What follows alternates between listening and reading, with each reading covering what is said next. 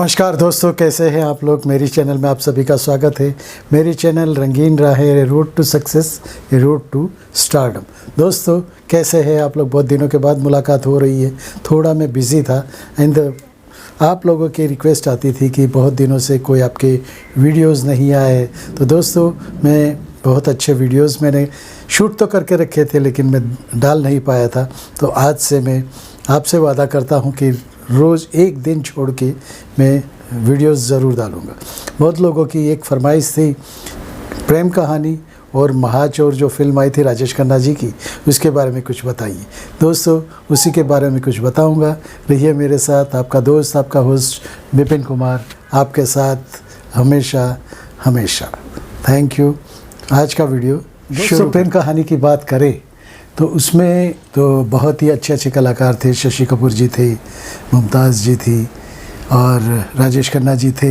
ये कहानी एक मिलिट्री के मतलब जवान की कहानी थी, उसके बारे में भी कुछ बताऊंगा। प्रेम कहानी उनकी एक सफलतम फिल्मों में मानी जाती है। दोस्तों वो शूटिंग कैसे हुई थी, कहाँ हुई थी, ये सब भी बताऊंगा। प्रेम कहानी में राजेश खन्ना ने जो भी अपने रुतबे दिखाए थे, अपना जलवा दिखाया था, अपने बोलने की स्टाइल बताई थी, उसके गाने भी बहुत अच्छे हिट हुए थे। और दोस्तों उसके बावजूद उनकी एक दोस्त थी जो पत्रिकाओं में लिखती थी, देवयानी चौबल, राजेश खन्ना जी की बहुत करीबी थी। राजेश खन्ना की ये समझ लीजिए एक फ्रेंड थी, बहुत ही वो उनकी सलाह पे चलते थे उनके। और जो सुपरस्टार का जो उनको तमगा मिला था, सुपरस्टार का ये जो तमगा जो जिसे कहते हैं वो मिला था, वो देवयानी चौबल ने ही दिलवाया था। क्योंकि वो जानती थी कि स्टार की पब्लिसिटी होना कितनी ज़रूरी है और किस तरीके से होनी चाहिए, वो भी बहुत ज़रूरी है। तो प्रेम कहानी के हिट होने पर उन्होंने उनसे कहा, राजेश खन्ना जी से कहा कि आप एक मापदंड बना लीजिए और वो हिसाब से अपनी पब्लिसिटी भी करते रहिए, क्योंकि पब्लिक की नज़रों में रहना भी बहुत ज़रूरी है और आपने क्या किया है वो भी कहना ज़रूरी है। चाहे कोई फ़िल्म ठीक है मीडियम चली हो, लेकिन आपकी गरिमा, आपका जो भी रुतबा है वो वैसा ही रहना चाहिए, पब्लिक की नज़र में वही रहना चाहिए। चाहकों को इतना ही आपका प्यार मिलते रहना चाहिए जितना होना चाहिए, यानी उनकी नज़र में आप सुपरस्टार ही रहने चाहिए। आप पब्लिसिटी का ये रास्ता कुछ अपनाइए, ऐसी बात कही देवयानी चौबल ने। और बहुत से पत्रकार थे जिन्होंने उन्हें सलाह दी थी कि अब आपको ये करना पड़ेगा, क्योंकि आप उस मकाम पे पहुंच गए हो जहां पे कोई बड़ी मुश्किल से पहुंचता है, लेकिन आपका अपना एक मापदंड भी बनाना पड़ेगा, एक जगह भी बनानी पड़ेगी। तो ये क्या बात थी वो मैं आपको बताऊंगा, कैसे करना था वो भी बताऊंगा। लेकिन उसके बाद भी मैं एक बात कहूँगा कि वो दूसरा पार्ट है कि महाचोर फिल्म करके कौन सी बड़ी गलती कर दी राजेश खन्ना ने। क्योंकि हमेशा ऐसा होता है कि कलाकार जब वो एकदम एक आसमान पे पहुंच जाता है, एक वक्त पे वो पहुंच जाता है, तब उससे लगता है कि मेरा जलवा कायम रहेगा और मैं कुछ भी कर लूँगा, पब्लिक देखेगी। क्योंकि वो उन्हें लगा था कि हाथी मेरे साथी में तो हाथी ही मेन थे, हाथी ही मेन लीडर थे, मेन हीरो भी वही थे। सिर्फ ये तो कहानी में थे, सह कलाकार जैसे थे राजेश खन्ना। लेकिन राजेश खन्ना की वजह से वो फिल्म भी बिक गई, बहुत हिट रही, बहुत सुपर हिट रही, क्योंकि ऐसी फिल्में अपनी इंडस्ट्री में कभी आई नहीं थी। और तब उन्हें लगा कि राजेश खन्ना की वजह से ये चली है, मैं हूँ तो सब कुछ हूँ, मेरा सब कुछ जो बोलबाला है, मेरा जो ऑरा है, उसी में पब्लिक आ जाती है, तो मेरी वजह से फिल्में चलती है। लेकिन वो उनकी गलत फहमी थी। कैसे गलत फहमी थी वो भी मैं बताऊँ। दोस्तों हुआ ये कि 1974 तक उन्हें लगा नहीं था कि आपकी कसम, रोटी और जो भी प्रेम नगर जो भी बहुत हिट हुई थी उनकी फिल्में, लेकिन उनका दबदबा थोड़ा कम हो रहा था। ये पत्रकार लोग तो जानते ही, ये पत्रकार लोगों ने ये उन्हें बताया था, देवयानी चौबल ने भी ये बताया था, लेकिन ये मानने तैयार नहीं थे। लेकिन उनका रुतबा थोड़ा थोड़ा नीचे आ रहा था, पब्लिक भी थोड़ी कम होती जा रही थी, उनके चाहकों में भी थोड़ी नाराज़गी दिखाई देती थी। लेकिन ये मापदंड रखना ज़रूरी था, इसीलिए देवयानी ने कहा कि कुछ मापदंड ज़रूरी होने चाहिए जिससे आप अपना कैरियर वैसे ही बनाए रखो। तो दोस्तों क्या थे मापदंड वो भी मैं बताता हूँ। तो प्रेम कहानी एक सफलतम फिल्म थी, 1975 की सफलतम फिल्म थी, लेकिन वो उतनी सफलतम नहीं थी। 8वीं बार मुमताज़ के साथ आने के बाद उन्हें लगने लगा था। और इस फिल्म में तो राज खोसला जी थे, लक्ष्मीकांत प्यारेलाल जी थे और मुमताज़ जी थी और शशि कपूर जी भी थे।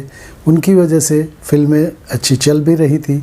बहुत 75 के बाद एक ही फिल्म ये शायद सुपरहिट रही थी। इनके सह कलाकार मुमताज़ जी ने भी एक इंटरव्यू में कहा था, और अभी भी मैंने एक इंटरव्यू पढ़ा है, उसमें कहा था कि उनके साथ कोई भी फिल्म मेरी फ्लॉप नहीं हुई, और टिकट बारी पे जो होना चाहिए वैसे कभी फ्लॉप कोई फिल्म हुई ही नहीं। मेरा ये बहुत अच्छा लक था कि उनके साथ 8वीं बार मैं ये फिल्म कर रही थी प्रेम कहानी। तो उन्होंने ये उसका यही बताया कि वो राजेश खन्ना जी का जलवा ही था, जिसकी वजह से उनकी फिल्में सुपर फ्लॉप कभी हुई ही नहीं और हिट ही हो जाती थी। थोड़ा सा भी उसमें कुछ नयापन होता तो हिट होती थी। मुमताज़ जी इसलिए राजेश खन्ना जी का रुतबा उसी को बोलती है कि उनका रुतबा होते हुए कोई फिल्म मेरे साथ कोई भी फिल्म फ्लॉप नहीं हुई। प्रेम कहानी की कहानी बहुत ही अच्छी थी, लेकिन उसमें दो रास्ते और आराधना जैसी नफासत, यानी क्या था कि उतनी पब्लिक की इच्छाएं, मतलब पब्लिक को जो चाहिए वो सब कुछ नहीं था, क्योंकि धीरे धीरे राज खोसला डायरेक्शन देते दे ही रहे थे।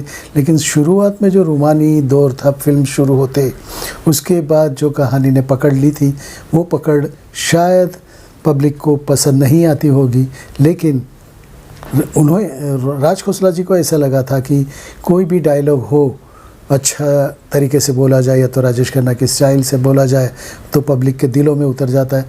वो शायद बराबर नहीं था, उनका फैसला कुछ गलत था, और इसके लिए पकड़ पब्लिक के ऊपर से पकड़ थोड़ी सी हटती जा रही थी, यानी फिल्म थोड़ी बोरियत की तरफ चली जा रही थी। तो दोस्तों ये तो हुआ राज खोसला जी का जो भी सोचा हुआ था वो शायद फॉर्मूला फेल होते हुए नज़र आ रहा था, लेकिन अंत तक कहानी पे पकड़ बड़ी मुश्किल से रहती है। तो फिल्म कुछ चाहती अलग है और बताया कुछ अलग जा रहा है, ऐसा कुछ हो रहा था। प्रेम कहानी में राजेश खन्ना का कैरेक्टर क्या था वो तो आपने फिल्म देखी होगी तो आपको पता होगा। एक कवि जो कि मृदुभाषी है, दिल से एकदम नाजुक दिल वाला है, लेकिन वो अचानक क्रांतिकारी कैसे बन जाता है। वैसे देखा जाए तो इस टाइप का कैरेक्टर शायद उन पर जचा नहीं। ऐसे उन्होंने एक फ़िल्म की थी नमक हराम, जिसमें वो इसी टाइप का जो क्रांतिकारी टाइप का कैरेक्टर था वो जो किया था, लेकिन इसमें बात कुछ अलग थी। ये कैरेक्टर शायद उन पे बराबर जचा नहीं, इसीलिए पब्लिक ने ज़्यादा होनी चाहिए उतनी सुपरहिट फिल्म नहीं बनी और पब्लिक का एक्सपेक्टेशन से बहुत दूर रही ये फिल्म। और उसमें दूसरी बात ये भी थी कि राजेश खन्ना के ओपोनेंट यानी जो भी उनकी कोल्ड वॉर चल रही थी अमिताभ जी के साथ में, तो अमिताभ जी बहुत ही आगे बढ़ते जा रहे थे और वो भी एक उनको लग रहा था कि नमक हराम के बाद शायद राजेश खन्ना जी नीचे आ रहे हैं और अमिताभ जी ऊपर आ रहे हैं। अमिताभ जी को भी बहुत अच्छा दीवार और शोले फिल्म का जो बैकग्राउंड मिला था, जो बैकिंग मिला था, उसकी वजह से वो उभरते आ रहे थे और राजेश खन्ना के लिए कॉम्पिटिटर बन चुके थे। और इसी वजह से वो नासमझी में या तो फिर ज़्यादा से ज़्यादा फिल्में लेनी चाहिए ऐसा सोच के 1976 में उन्होंने एक फ़िल्म साइन की थी महाचोर। ये उनकी गलती थी या तो फिर कैसे ये क्या था वो तो वो ही जाने, लेकिन लोगों का कहना है कि वो उनकी गलती थी। महाचोर फिल्म में जो कैरेक्टर था वो शायद इनके लायक था ही नहीं, ऐसा ये क्रिटिक्स भी बोलते थे।